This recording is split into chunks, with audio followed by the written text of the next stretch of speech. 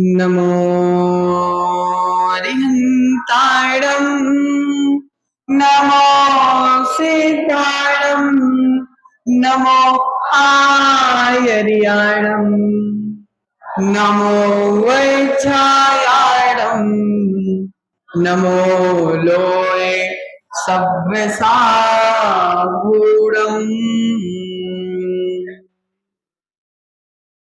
मेरे पवित्र मन में गुरुदेव आओ, मैं शास्त्र वाचन करूं प्रतिभा जगाओ। अरिहंत वासित सभी सुख देवताओ, क्या बोले ना अब मुझे तुम ही बताओ। क्या बोले ना अब मुझे तुम ही बताओ। क्या बोले ना अब मुझे तुम ही बताओ। जय बोलिए प्रथम तीर्थंकर कुंडलपुर के बड़े बाबा की। जय बोलिए देवादिदेव 1008 मूलायक श्रेयांसनाथ भगवान की। जय बोलिए देवादिदेव 1008 शीतलनाथ भगवान की। 24 तीर्थंकर भगवान की। आचार्य भगवंत श्री मांगतुंग स्वामी की। वात्सल्य रत्नाकर आचार्य भगवंत विमल सागर जी महाराज की। परम पूज्य गणाचार्य गुरुदेव श्री विराग सागर जी महाराज के। जय बोलिए आचार्य भगवंत गुरुवर विशुद्ध सागर जी महाराज के। दीक्षा गुरुवर आचार्य भगवंत विभव सागर जी महाराज की। अहिंसामय विश्व जैन धर्म की। द्वादशांग जिनवाणी माता की।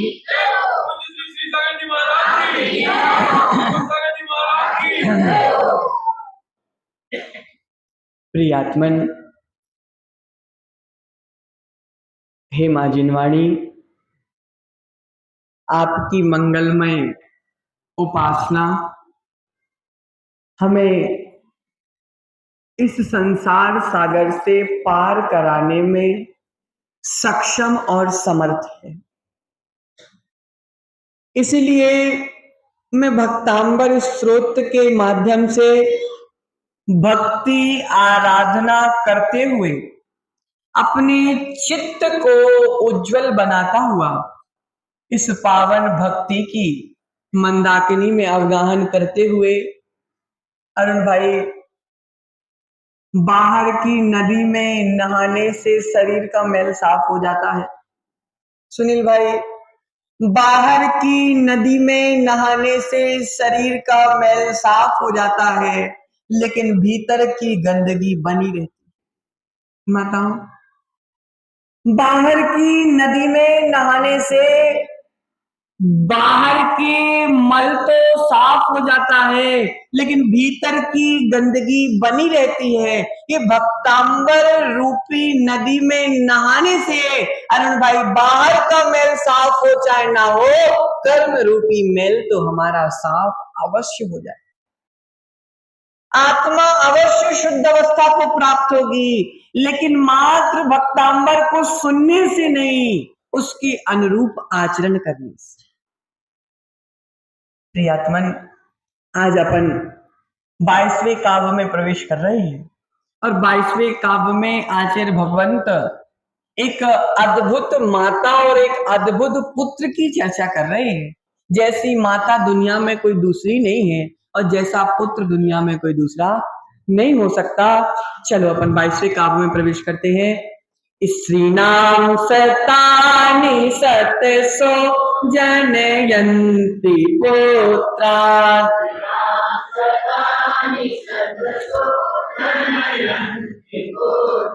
नान्यासुतं त्वदुपमं जननी प्रसूता।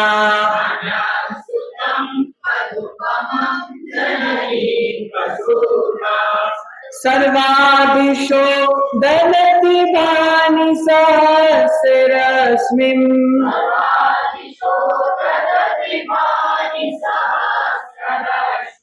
प्रच्छेव दिग्जनयति स्फुरदंशुजालम्।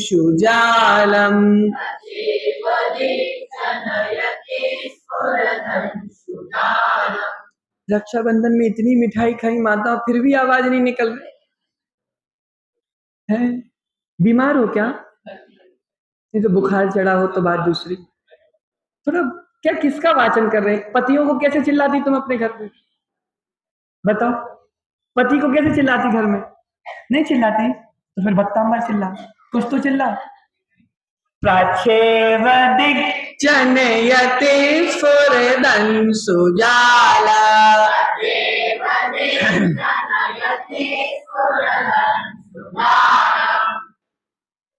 आचार्य भगवंत मांगतुंग स्वामी 22वें नंबर के काव्य में कह रहे हैं, हे मरुदेवी नाभिनंदन। क्या कह रहे?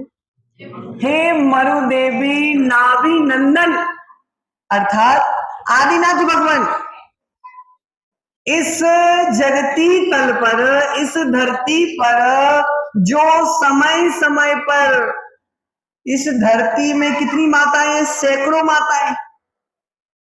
हे आदिनाथ भगवान, इस धरती पर सैकड़ों माताएं हैं और जो समय समय पर सैकड़ों पुत्रों को जन्म देती। लेकिन किंतु इस लोक में आप एक ऐसी माता हो, अर्थात आप एक ऐसे अद्वितीय पुत्र हो जिनको जन्म देने वाली अद्वितीय माता दुनिया में कोई दूसरी नहीं हो सकती। आत्मन, सूरज कौन सी दिशा से निकलता? नैन भाई, खांदू कॉलोनी में पश्चिम से तो नहीं निकलता? नहीं। आखिर भगवंत कह रहे हैं, जिस प्रकार चार दिशाएं हैं, चार दिशाओं में सूरज अर्थात दैदीप्यमान सूरज को जन्म देने वाली मात्र पूर्व दिशा है, बाकी सारी दिशाएं टिमटिमाने वाले तारों को जन्म देती। सूरज को जन्म तो एक ही दिशा देती है। आचार्य भगवंत कह रहे हैं, हे आदिनाथ भगवान, जिस प्रकार सारी दिशाओं में से मात्र पूर्व दिशा ही सूरज को जन्म देती है, बाकी और कोई भी दिशा सूरज को जन्म नहीं देती, बाकी सब तारों को जन्म देती है, उसी प्रकार इस धरती में सैकड़ों माताएं हैं, सैकड़ों पुत्रों को जन्म देती है, लेकिन आप जैसे सूरज को जन्म देने वाली केवल मरु देवी माता होती, दूसरी माता नहीं। प्रियात्मन, अरुण भाई, अगर पेड़ का फल मीठा है, अगर पेड़ के फल में कोई विशेषता है तो पेड़ की जड़ में भी कोई विशेषता हो। माताओं, अगर पेड़ के फल में कोई विशेषता है तो पेड़ के जड़ में भी कोई विशेषता होगी। अगर पेड़ की जड़ में कीड़े लगे हो अरुण भाई, फल कैसे होंगे? फल ही नहीं होंगे। आचार्य भगवंत यहाँ पे समझा रहे हैं कि फलों की गुणवत्ता जड़ की गुणवत्ता बताती है। फल अच्छे हैं तो जड़ भी अच्छी होगी। अरुण भाई, मूल के बिना चूल बनता कहाँ है? मूल के बिना चूल बनता कहाँ है? मूल के बिना चूल की चर्चा करना बहुत बड़ी भूल है। अरुण भाई, फल मीठा है तो जड़ भी विशेष है, पुत्र मीठा है तो माता भी विशेष है। समझ रही माता? मोबाइल वाली माता नहीं थी मरु देवी, ध्यान से समझना। आचार्य भगवंत कह रहे हैं, पेड़ का फल मीठा है, इसका मतलब है जड़ में कोई विशेषता है। अगर पुत्र इतना मीठा है तो माता में कोई विशेषता है। प्रियात्मन, आचार्य भगवंत कह रहे हैं, उत्तम फल है तो उत्तम जड़ भी होगी, उत्तम पुत्र है तो माता भी। चूल पुत्र है, मूल तो माता है। अरुण भाई, चूल तो पुत्र है, फल तो पुत्र है, लेकिन जड़ तो माता है। प्रियतमन, आदिनाथ स्वामी का जन्म मरु देवी के कोख से हुआ। महावीर स्वामी का जन्म त्रिशला माता की कोख से हुआ। पारसनाथ का जन्म वामा देवी के कोख से हुआ।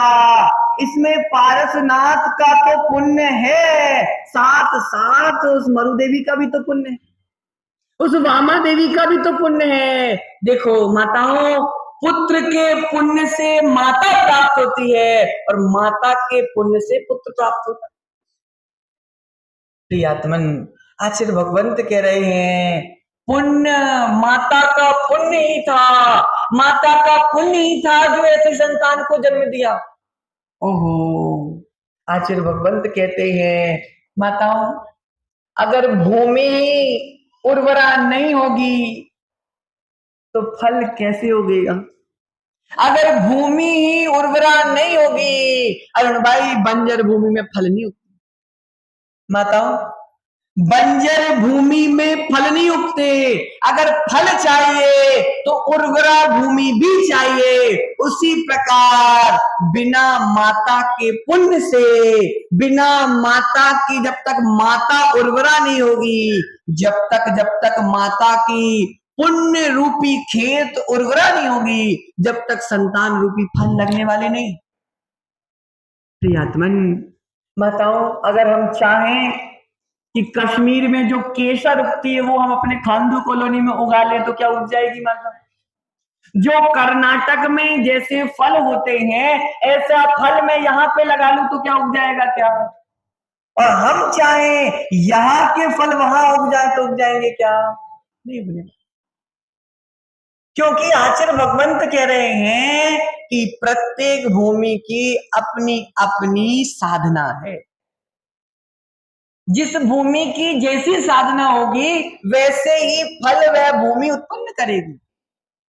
प्रियात्मन, वहां की भूमि वहां की ही योग्य है और यहाँ की भूमि यहाँ की योग्य है। दिलीप भाई, समझ में आ रहा कि नहीं आ रहा? वहां की भूमि वहीं के योग्य और यहाँ की भूमि यहाँ के योग्य। देखो, जिसने, अर्थात जिस माता ने, माताओं, तीर्थंकर की माता बनना है ना? बोलो ना, तीर्थंकर की माता बनना है क्या? तो अब सुनो, तीर्थंकर की माता ने पूर्व भाव में क्या पुण्य किया। जिस माता ने, अरुण भाई, अपनी वैराग्य रूपी हल से, कौन से हल से?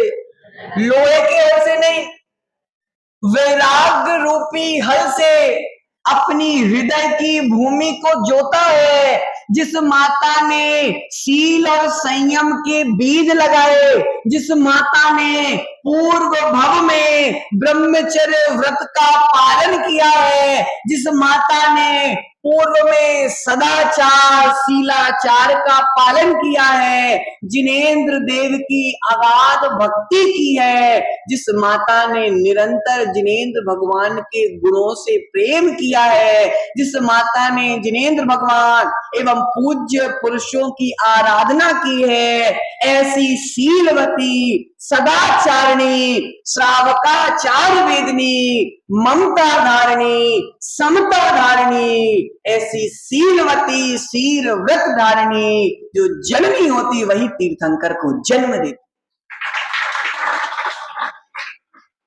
इतने गुणों से संपन्न तीर्थंकर की माता होती है।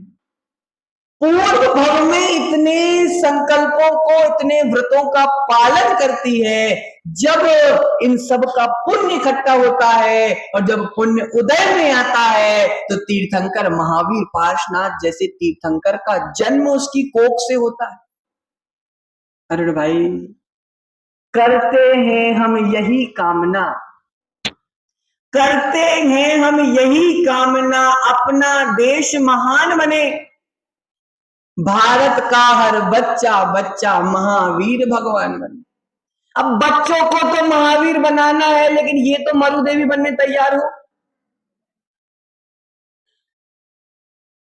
बताओ माताओं, बच्चों को तो महावीर बनाना है, लेकिन तुम तो तृष्णा बनने को स्वीकार करो। नहीं महाराज, हम तो जो हैं सो हैं, बच्चा महावीर बन जाए 3 काल में संभव नहीं है माता।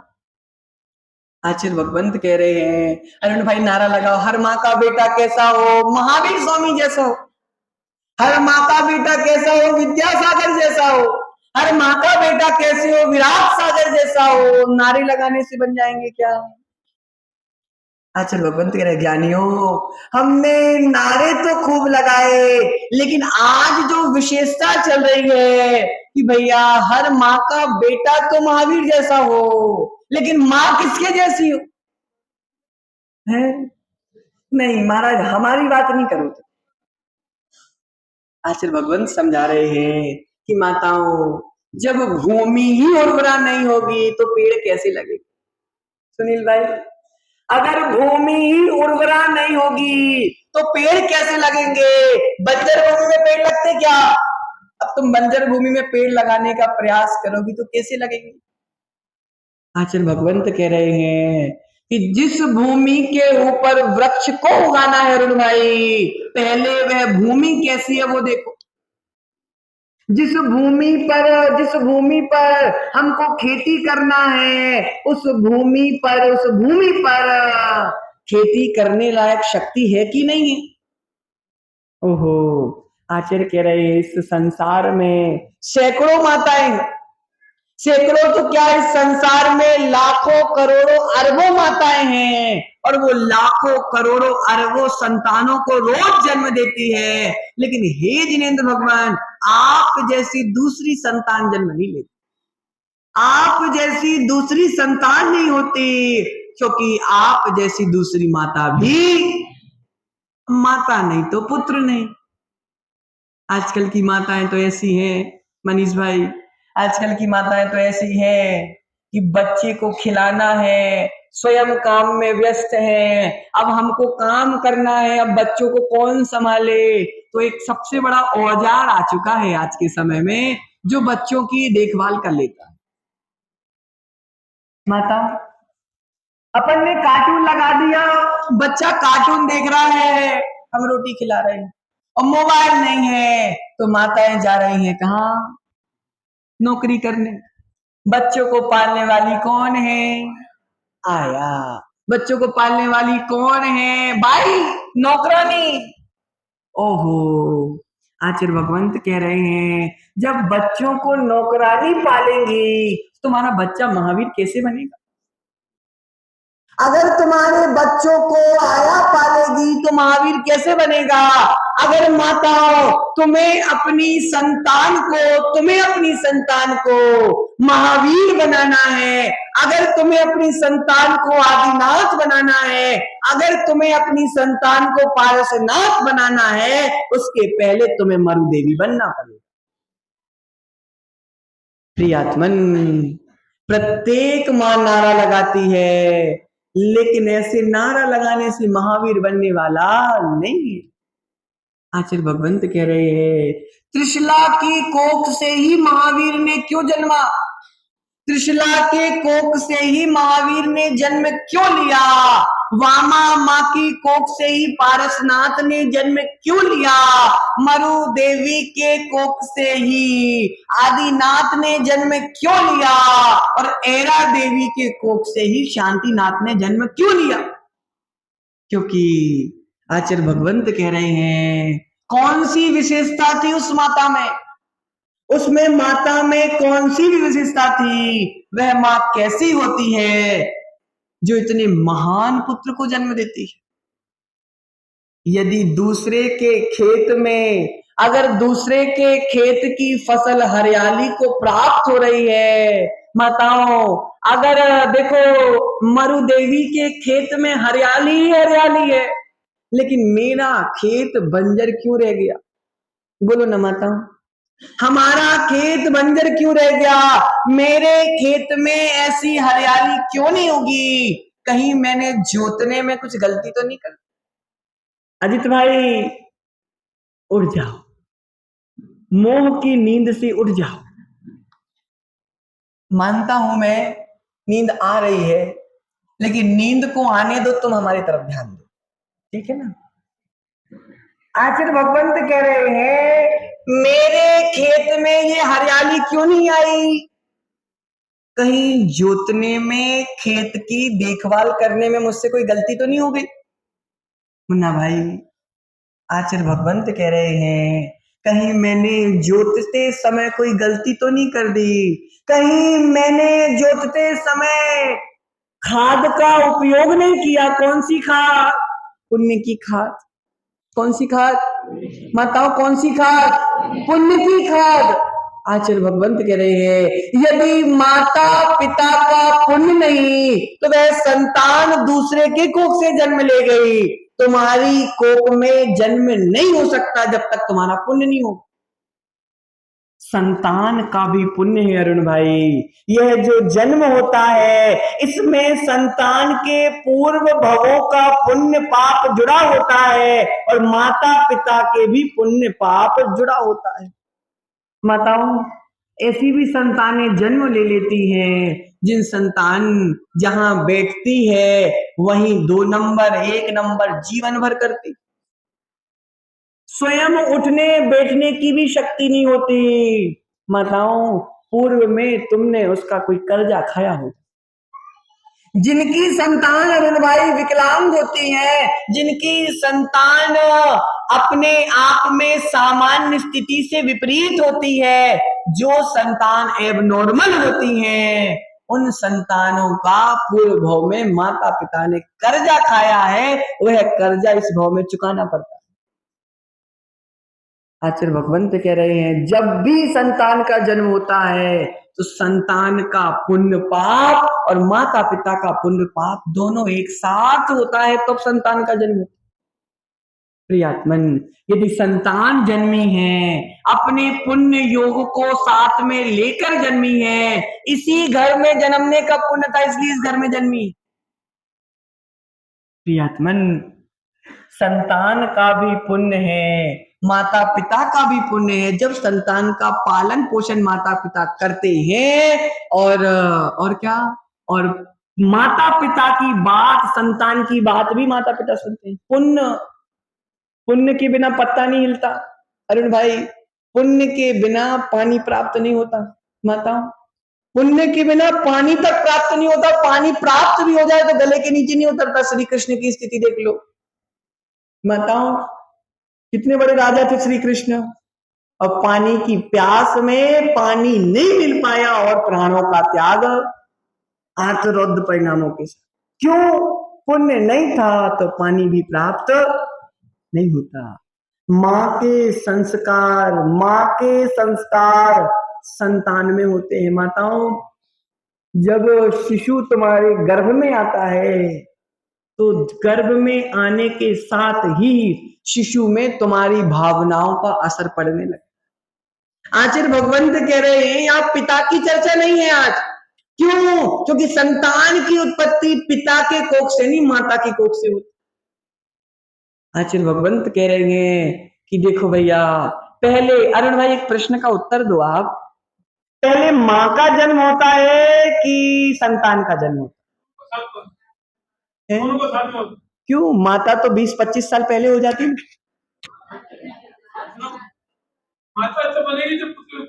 बहुत बढ़िया, बहुत बढ़िया। आचार्य भगवंत कह रहे हैं कि ना पहले माता का जन्म होता है ना पहले संतान का जन्म होता है। माता का जन्म और संतान का जन्म एक साथ होता है। दोनों का जन्म एक साथ होता है। माता संतान के जन्म से पहले स्त्री थी, माता नहीं थी। माता कब बनी? जब संतान का जन्म हुआ। संतान के जन्म के साथ ही माता बनती है, स्त्री माता बनती है। आचार्य भगवंत कह रहे हैं अरे भाई, गन्ने में मिठास है, गन्ने में मिठास होना सहजता है, लेकिन गन्ने में मिठास है तो उसके साथ साथ जिस भूमि में गन्ना होगा उसमें भी कोई विशेषता होगी। बताओ, गन्ने में मिठास है, वह तो सहज रूप में है, लेकिन उसकी मिठास के पीछे कारण जिस भूमि में गन्ना उगा है वह भी है। आचार्य भगवंत कह रहे एक जमीन में गन्ना मीठा हो जाता है, उसी बगल में नीम लगी है वो कड़वी हो जाती है। अरुण भाई, दोनों मीठे क्यों नहीं हुए? बोलो ना। ओहो, आचार्य भगवंत कह रहे एक जमीन आम के वृक्षों को जन्म देती है, एक जमीन उत्तम फलों को जन्म देती है और एक जमीन कांटों को जन्म देती है। माँ के संस्कारों का प्रभाव, माँ के संस्कारों का प्रभाव संतान पर पड़ता है। जब संतान गर्भ में आती है तब की बात ठीक है, गर्भ में आने के पहले माँ का पुण्य है।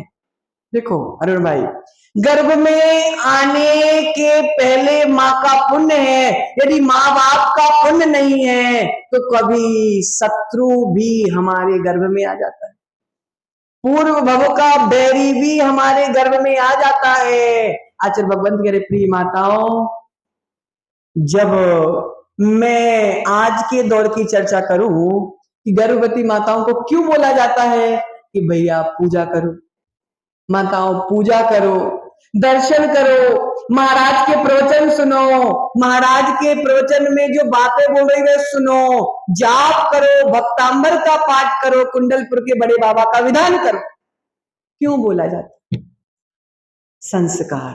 प्रियात्मन, आचार्य भगवंत कह रहे हैं लेकिन आजकल की सासू माँ पहले नाटक करने लगती, महाराज बहू छोटी है, और सासू माँ कम नाटक करे तो डॉक्टर पहले से बेड रेस्ट कि ना पूजा कर पाए ना कुछ कर पाए, और बाद में डिलीवरी होने के समय 1 लाख रुपए, 2 लाख रुपए, 3 लाख रुपए। अब बोलो महावीर जन्मे तो जन्मे कैसे? माताओं, पारसनाथ जन्मे तो जन्मे कैसे? बेड रेस्ट वाली माताओं के गर्भ से, बेड रेस्ट वाली माताओं के गर्भ से आदिनाथ का जन्म नहीं होता, भगवान की भक्ति करने वाली माताओं के गर्भ से आदिनाथ का जन्म। प्रियात्मन, हे माँ, तू कह रही है कि तूने, आजकल तो माताओं से बोलो कि माता महाराज हमने 2-3 बच्चों को पहले जन्म दे दिया है, आप हमको ज्ञान नहीं दो, अपना ज्ञान अपने पास रखो। ओहो, तभी तो मंदिर में, अगर हम मंदिर जाएंगे शुभ वर्गणाओं को लेके आएंगे। माताओं, अगर तुम में ही मंदिर जाने के संस्कार नहीं होंगे फिर बच्चों को धक्के दे के भी मंदिर भेजोगे तो नहीं आने वाले। महाराज इसको मंदिर भेजो, ये मंदिर आने ही नहीं चाहता, महाराज ये आपके पास आने ही नहीं चाहता, महाराज ये पूजन पाठ अभिषेक करना ही नहीं चाहता। माताओं, उसकी गलती नहीं है, तुमने संस्कार ऐसे दिए। जब वह गर्भ में था, जब तुमने पूजन की होती, जब तुमने चौका लगाया होता, फिर देखते हैं तुम्हारी बच्ची में संस्कार कैसे नहीं आते। प्रियात्मन, संस्कार की बेला तो तभी है जब संतान गर्भ में है। अधिकार जब तक ही है, बाहर जाने के बाद तो अधिकार नहीं रह जाता। प्रियात्मन, तभी तो आचार्य भगवंत कहते हैं ज्ञानियों ध्यान दो, एक माँ कसाई से चर्चा करती है तो संतान में कसाई के संस्कार आ जाते हैं, एक माँ मुनियों के प्रवचन सुनते हैं तो प्रवचनों के संस्कार आ जाते हैं, और एक माँ सबसे बड़े संस्कारों की पाठशाला है टीवी। सास बहुओं की लड़ाई देख रही है, क्या देख रहे टीवी में? सास बहुओं की लड़ाई देख रही हैं। अब बताओ अरुण भाई, उस लड़ाई के संस्कार संतान पर आएंगे कि नहीं आएंगे? आचार्य भगवंत कह रहे हैं, एक बहुत बड़ा सिद्धांत बता रहे हैं हम आपको। आचार्य भगवंत ने बताया कि अगर तुम जब गर्भ में संतान है और अगर तुम विभावों में डूबी रहोगी, अर्थात आचार्य भगवंतों ने कहा कि जब माता अशुद्धि के काल में, अगर कोई माता अशुद्धि के काल में किसी असभ्य पुरुष से बात कर ले और किसी असभ्य पुरुष का चेहरा भी देख ले तो गर्भ में अगर बाद में संतान होती है वह भी असभ्य होगी नियम से। शास्त्रीय विधान देखा जाए तो अशुद्धि के दिनों में किसी पर पुरुष का चेहरा भी नहीं देखना चाहिए। आरिकाओं को देखा कितना पालन करते हैं। कोई पर पुरुष भी आ जाए तो चेहरा छुपा लेती हैं। प्रियात्मन आचार्य भगवंत, माँ कैसी होना चाहिए? चर्चा आज किसकी हो रही है? माँ कैसी होना चाहिए? हम चाहते तो है मरुदेवी जैसी माँ हो, आदिनाथ जैसा बेटा हो। जब त्रिशला माँ जैसी माँ होगी तो महावीर धीर जैसा बेटा होगा है माताओं। जिनेंद्र भगवान की पूजा से बड़ी खुशी दुनिया में कोई दूसरी नहीं। जिनेंद्र भगवान आज घर में बहू आती है, देखो एक बहू 2 कुलों के संस्कार देती है। एक बहू 2 कुलों के नहीं, कुलों के 2 कुलों के संस्कार लेके आती है। लेकिन संस्कार अगर हम मंदिर के लाए हैं तो वैसे संस्कार बच्चे पे पड़ेंगे, और अगर हम संस्कार मोबाइल और टीवी के लाए हैं तो भी संस्कार मोबाइल टीवी के पड़ेंगे। आचार्य भगवंत कह रहे हैं, कहाँ तीर्थ यात्राओं में जाते थे, कहाँ मुनियों के चरणों में जाते थे, और आज कहाँ जम्मू कश्मीर घूम रहे, कहाँ तीर्थ वंदना, कहाँ पिकनिक। अरुण भाई, सत्य है कि नहीं है? स्थिति निहार रहे कि नहीं निहार रहे तुम? कहाँ पहले की माताएं तीर्थ क्षेत्रों की वंदना, भगवान की अभिषेक पूजन में समय निकालती थी। अब आजकल की माताएं जम्मू कश्मीर, शिमला और फलाने फलानी जगह कहाँ कहाँ जाते पता नहीं। अब माताओं क्या संस्कार दे रही अपने बच्चों को? मरु देवी के बारे में सुना कभी तुमने कि वो जम्मू कश्मीर घूमने गई थी? बोलो माताओं, कभी तुमने त्रिशला माता के बारे में सुना कि वो पिकनिक मनाने गई थी नदी के किनारे, चाचा कोटा?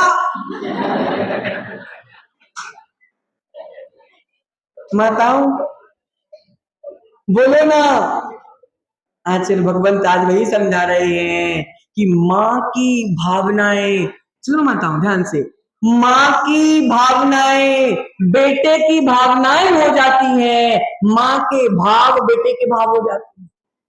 हमने बहुत बोल लिया अरुण भाई, मेरा बेटा ये बच्चा तो पापा जैसा दिखता है, ये बच्चा तो मम्मी जैसा दिखता है। ओ अरुण भाई, चेहरे का निर्णय तो तुमने पापा मम्मी से कर लिया, संस्कारों का निर्णय कौन करेगा?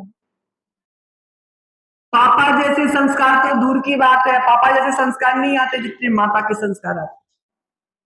और अगर संतान बिगड़ रही है माताओं, सबसे बड़ा कारण है संतानों के बिगड़ने का कि माताएं बिगड़ रही हैं। संतान के बिगड़ने के पीछे कारण है माताएं बिगड़ रही हैं। अब माता ही रात को 2-2 बजे तक मोबाइल चलाएंगी तो संतान को तुम क्या बोल पाओगी माता? अच्छा भगवंत कह रहे माँ महान होना चाहिए। कौन महान होना चाहिए? माँ महान होना चाहिए। जननी गुणों को जनती है। माताओं, तुमने केवल और केवल संतान को जन्म नहीं दिया, उसके संतान के साथ संस्कारों को भी जन्म दिया है। बीज तो तुमने डाला है, अब कांटे वाला पेड़ उगना है कि मीठे फल वाला पेड़ उगना है, तो संतान की क्या गलती? बीज जिसने लगाया उसकी गलती? ओ नयन भाई समझो, संस्कारों को जनने वाला जननी है, गुणों को जनने वाली जननी है। अकेले पुत्र को जन्म देने वाली माता नहीं होती है। सच्ची माता कौन है? सच्ची माता कौन है? भगवान की माता है, तुम सब झूठी माता हो। माताओं सत्य समझना, सत्य समझना कड़वी बात है लेकिन सत्य यही है। संतान के वो पुद्गल के टुकड़े को, वो पुद्गल के पिंड को जन्म देने से माता नहीं बनते, उस पुद्गल के पिंड में संस्कार भरने से माता बनते। प्रियात्मन, टीवी, टावर, टेलीफोन, फोन के परमाणु हमारे घर में इतने भरे हुए अरुण भाई, घर को अपवित्र करने वाली वर्गड़ाएं तुम्हारे घर में टीवी से आती है। तुम्हारे घर को अपवित्र करने की वर्गणाएं मोबाइल से आती हैं। अनेक प्रकार की वाचनिक बीमारियां, मानसिक बीमारियां, कायिक बीमारियां और जितनी भी बीमारियां आ रही हैं, माताओं टीवी में तुम कुविचार देख रही हो। क्या देख रही हो? कुविचार देख रहे हो, मोबाइल में कुविचार सुन रहे हो, कुविचार देख रहे हो। माता जैसा देखती है संतान भी वैसा दिखता। संतान बिगड़ गया महाराज, बच्चा हाथ से निकल गया। जब बच्चा हाथ में था, जब तुमने बच्चे को संभाला नहीं, ओहो, टीवी, टावर, टेलीफोन के परमाणु हमारी विशुद्धि को घटाने वाले हैं। अब देखो अरुण भाई, बुरा देखने वाला अच्छे भाव नहीं कर सकता। बताओ, बुरा देखने वाला अच्छे भाव नहीं कर सकता, अच्छा देखने वाला ही अच्छा भाव करेगा, आचार्य भगवंत कह रहे हैं। इसलिए आचार्य भगवंत कहते हैं, जब गर्भ में संतान हो, जब गर्भ में संतान हो, तब टीवी, मोबाइल से थोड़ा दूर हट के स्वाध्याय कर। देखो अरुण भाई, जब टीवी के परमाणु बच्चे के ऊपर जा सकते हैं, तो जिनवानी के परमाणु भी बच्चे के ऊपर जा सकते हैं। जब टीवी के परमाणु, मोबाइल के परमाणु, अशुद्ध परमाणु, विशुद्धि को घटाने वाले परमाणु बच्चे पर असर कर सकते हैं, तो जिनवाणी, स्वाध्याय, सामायिक, माला की परमाणु भी बच्चे पर असर करेंगे। प्रियात्मन समझो, विषय को समझो। फूल नाजुक है, फूल नाजुक है, घर में एक फूल नाजुक है। अब कैसा पानी देना है तुम्हारे ऊपर है, तुम्हें आने लिए कैसे संस्कार देना तुम्हारे ऊपर है, तुम्हें बच्चों को कैसे ढालना है तुम्हारे ऊपर है। ऐसे बच्चे देखिए अरुण भाई, 6 महीने, 7 महीने, 8 महीने, साल भर के बच्चे होते हैं। आजकल मम्मी पापा बाद में निकलता, उंगली पहले चलती। उंगली आजकल तो यूट्यूब अपने आप खुल जाता है, और आजकल स्पीकर खोल के बच्चे बोलकर वीडियो खोल लेते हैं, क्योंकि माताओं ने खूब खोला है। माता के संस्कार, माता को काम करना है तो बच्चे को मोबाइल दे दो, माता को भोजन खिलाना है, संतान को भोजन कराना तो मोबाइल दे दो। आजकल तो माताओं, दादी की कहानी, नानी की कहानी तो दूर हो गई। कहाँ हम लोग भी बोले, अपने हिसाब से बोले, तो हम लोगों ने भी दादी की कहानी, नानी की कहानी। सुनील भाई, इस मोबाइल ने दादी और नानी सबकी कहानी को निगल गया। अब बोलो, दादी संस्कार की बातें सिखाती थी, पसंद नहीं आती। दादी तुम पढ़ी लिखी नहीं हो, चुप रहो। नानी, तुम्हारे यहाँ तो नानी भी एक साथ है, वो भी कोई दिक्कत नहीं, हम लोग जाते थे साल में एक बार नानी के यहाँ पे। तुम्हारे यहाँ तो एक कदम पापा के यहाँ, तो एक कदम नानी के यहाँ। ओहो माताओं, वो दादी की कहानी, नानी की कहानी, माता की कहानी। बेटा नमोकार मंत्र पढ़ के सुना, बेटा नमोकार 9 बार पढ़ के सुना। भगवान को हम लोग तो हमेशा से सीखते आए, सोने से पहले कुंडलपुर के बड़े बाबा की जाप करना। लेकिन आजकल माताओं, बताओ आज की स्थिति। अब बोलो, भारत का बच्चा बच्चा महावीर कैसे बने, भारत का बच्चा बच्चा पारसनाथ कैसे बने। अगर अपने बच्चों को जिनेंद्र भगवान जैसा बनाना है, तो माता तुमको भी जिनेंद्र भगवान जैसी माता बनना पड़ेगा। प्रियात्मन, धाय ने पाला पोसा, धाय ने पाला पोसा, संस्कार भी धाय के आ गए, और माता ने पाला पोसा तो संस्कार माता की।